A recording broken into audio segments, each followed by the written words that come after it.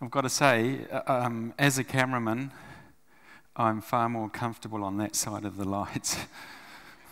I'm never going to say to someone in front of my camera, just act natural again. What a ridiculous notion. But the reason I'm here is because 6 years ago, I came across a story that I felt compelled to tell. And that was the start of a journey, one of the most challenging yet rewarding journeys that I've had in my life. And I'm going to share a little bit of that with you today. I want to start by taking you back 50 years to an incredible event in human history when nations from all over the world gathered and signed an agreement that set aside the entire continent of Antarctica as a scientific preserve. At the height of the Cold War, those nations put aside historical grievances and had the courage, the foresight, and the generosity to gift that great southern continent to future generations. Those that signed that agreement are no longer with us, but their legacy lives on. Welcome to the Ross Sea Antarctica. This is a remote corner of the earth that has won my heart and the very reason why I'm sweating it out in front of you right now. I took this shot from up on the bow of a Russian icebreaker, and this was the start of the journey. What began with a trip to the Ross Sea to film the wildlife turned into the forming of a charitable trust and a growing international environmental movement. Why? Because that penguin and his mates need our help. I'll just give some context. The Ross Sea is as far south as you can go on the ocean. It's 3,000 kilometres below New Zealand. For most of the year, it's protected by the solid ring of ice, but each summer, that ice melts and disbands, and for a very short window of opportunity, vessels can enter the Ross Sea. That's how I got there, and it all began with a knock at the door. As a freelancer, you answer every knock at the door. But what was surprising about this one was that behind it was another freelancer, a Colorado nature photographer, John Weller. What else was surprising was that this guy who lives, 1,000 or so miles from the coast wanted to talk about oceans. He had just read a very obscure scientific paper, acquiring a base datum of normality for a marine ecosystem, the Ross Sea Antarctica. With that title, you knew it wasn't going to end up on the bestseller list, but it did pack plenty of punch. The paper was written by a veteran Antarctic ecologist, Dr. Dave Ainley. Now, Dave had been going to the Ross Sea for 40 years to study the wildlife. And while his focus was on penguins, as an ecologist, he looks at the entire system and the interaction of the animals. Very few people understood the Ross Sea better than Dave. In that paper, he described the Ross Sea as the last large, intact ocean ecosystem on Earth. He said it was a living laboratory, a place that could teach us about the workings of all marine ecosystems, but it was now under threat from commercial fishing. So that night, John asked me to join him to go down to the Ross Sea, and 5 months later, we were on board that Russian icebreaker. We set out from Littleton, and it took us 8 days to get to the last ocean.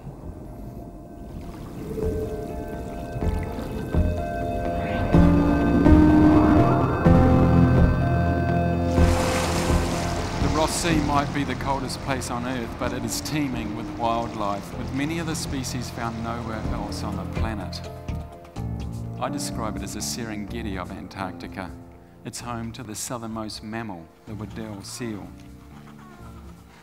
40% of the world's Adelie penguins. 25% of the world's emperor penguins. A species of killer whale that you'll find nowhere else on the planet. And a seldom seen deep-dwelling fish, the Antarctic toothfish. Very few people will go to the Ross Sea without being touched by this natural beauty. It's just a really moving experience to be there and survive being there, and I'm just feeling the energy there. It's a pretty amazing place. The animals of the Ross Sea live on the very edge of existence, treading that fine line between life and death. It's an extreme environment, but it is incredibly fragile. It does have a profound impact on you when you get to see an area like that. It's incredibly beautiful and incredibly special.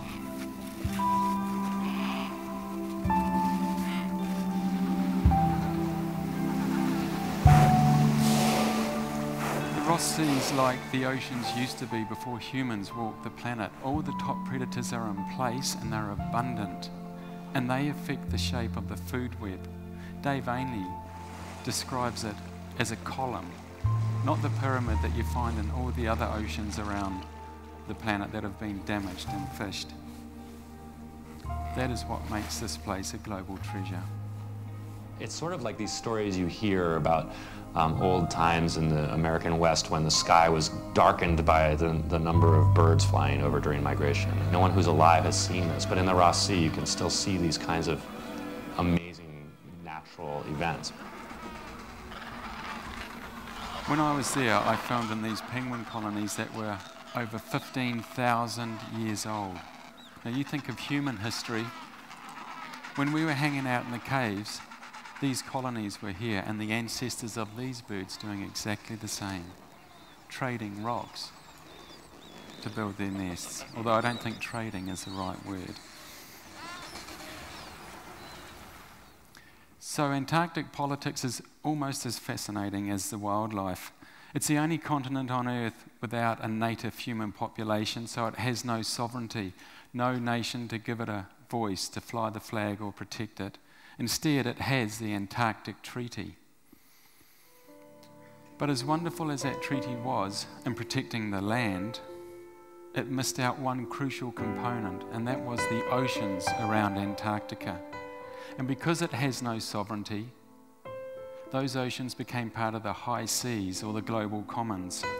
So the most regulated continent on the planet was ironically surrounded by some of the most unregulated waters. And that's why, in 1996, Dave Ainley looked out from Cape Crozier and saw something that he'd never seen before. And that was a fishing vessel cruising the waters of McMurdo Sound. He later discovered that they were there looking for Antarctic toothfish, and that vessel came from New Zealand. Not surprisingly, in this Ocean of Eden, they found plenty of fish. And as word spread about the untapped resource, that fishery grew. One boat turned into near on 20 from 12 different nations. And the fishery that developed plans to reduce Antarctic toothfish by 50% over 35 years. Every other ocean on Earth tells us that when you take a top predator out of an ecosystem, you'll have far-reaching consequences. So what price do we put on the last remaining intact ecosystem on Earth? Is it worth 20 to 30 million that we make selling toothfish to wealthy diners in New York and Asia? The New Zealand government thought so. I didn't. As a documentary maker, I'd spent a lot of time observing life. Hey Dave, how are you? Good. The lines were blurred now between observation and action. So I got back together with Dave and John, and together we decided to work to try and stop fishing in the Ross Sea and protect the entire ecosystem. From our garages and home offices came the birth of that Last Ocean campaign. We were 3 novices armed with photos, film and footage. We knew where we wanted to go, we had no idea to get there. It was like getting in a car in Bluff in the far south and heading to Kaitaia in the far north. We went west. The first thing we did was we hit the mountains. Our mountains were cash-strapped governments. Our insatiable appetite for fish the march of the global economy, and a fishing industry that had already had a taste of the bounty from the last ocean. We had picked a fight with a very formidable foe, and there were many times when this campaign faltered. But what kept me going were the very things, or the very reasons why I said yes to John in the first place. And the first was that before he arrived on my door, I'd already been to Antarctica. 20 years before, I worked as an underwater ceramic technician. Okay, others called us dishwashers. Washing dishes, mopping floors, 8 hours a day, 6 days a week, but every minute of that mundane was worth it for the one day off when you would slip on the skis and slide out of town into that great expanse that was Antarctica. And even through the eyes of a dishwasher, and I had no idea I was going to be a cameraman at that stage, the Ross Sea resonated. It was a unique and beautiful space and place. In a twist of fate, one of my adventures was a couple of k's out of town to a fishing hut where scientists were studying Antarctic toothfish. They were catching, tagging, and releasing the fish, and had just discovered this antifreeze that stopped their blood from turning to ice and allowed them to survive in the Ross Sea's sub-zero habitat. 25 years later, that research is coming to a grinding halt. Where they once caught 400 or 500 fish, they now catch 3 or 4 if they're lucky. Now, the next reason I said yes to John was that after McMurdo I went to the States, and to cut a long story short, I ended up working on a family-run fishing boat out of Washington in Alaska. There I experienced a very personal side to the fishing industry, the pressure to fill holds, feed families. But there are very few family-run fishing vessels anymore that farm the fishing grounds. Fishing is, by and large, a corporate business driven by shareholder profits, and there are no longer enough fish in the sea to fill all the holds.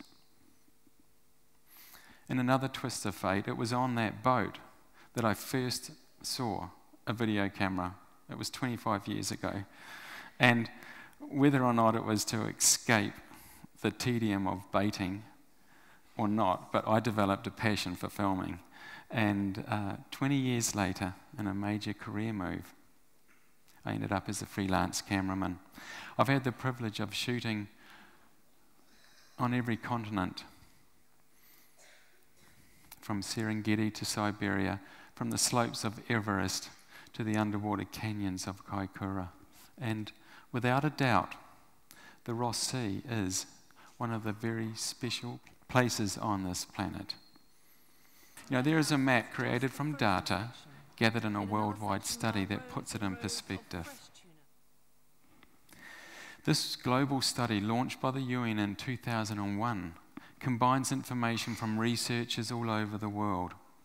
The areas in red represent fisheries that had reached their maximum potential in the 1960s. This is the same map from 1995.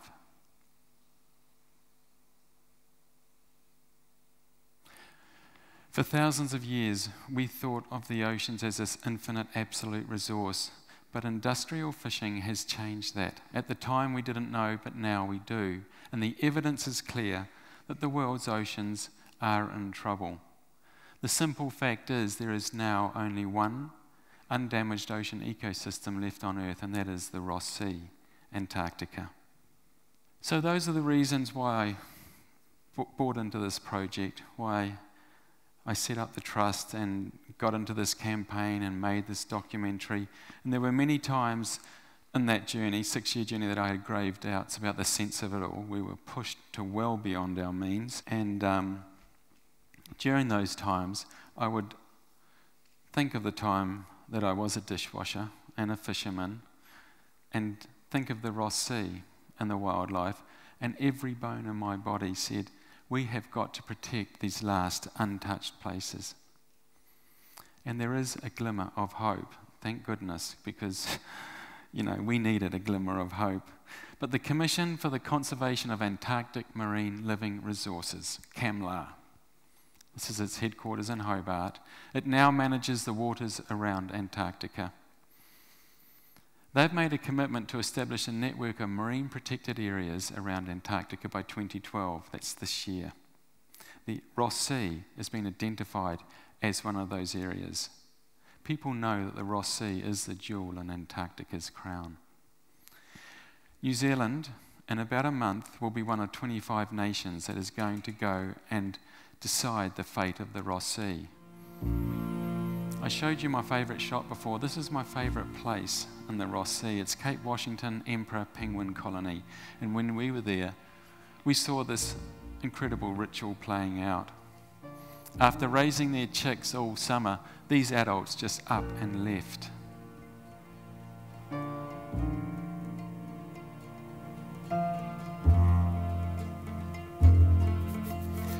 Left alone, these juveniles slowly formed into groups, and then, guided by nothing but pure instinct, they began their march towards the ocean. The challenge they face is how to survive in one of the harshest environments on Earth. Humans were never part of it. Now that we are, we face our greatest challenge. And that is, how do we walk in these pristine places without doing damage? There was a moment in time in the mid-90s when New Zealand could have said, no, the Ross Sea is not open for business. Instead, we introduced fishing in the Ross Sea to the world, and we now have this fishery operating in one of the most precious pieces of ocean on the planet. A fishery that's going to reduce the top predator by 50% and will without doubt destroy the natural balance of that Ross Sea ecosystem. Fishing will make a profit on the day, and it may make a profit in a few months to come, but fishing diminishes the real value of the Ross Sea. The capital of that place lies in its natural assets that have taken all preceding history to develop, and in the pristine qualities of the ecosystem. In a world that's full of second-hand fishing grounds, shouldn't we be capitalising on the point of difference on the Ross Sea? We should be sharing and celebrating this place. There are far better ways to profit than pulling fish out of the ecosystem. Education, science, research, tourism. Phasing out commercial fishing for New Zealand would be a bold move. But we know that bold moves pay off. When we made New Zealand nuclear free, the world applauded the courage of this conservation-minded country, and we've been reaping the rewards of this clean green image ever since.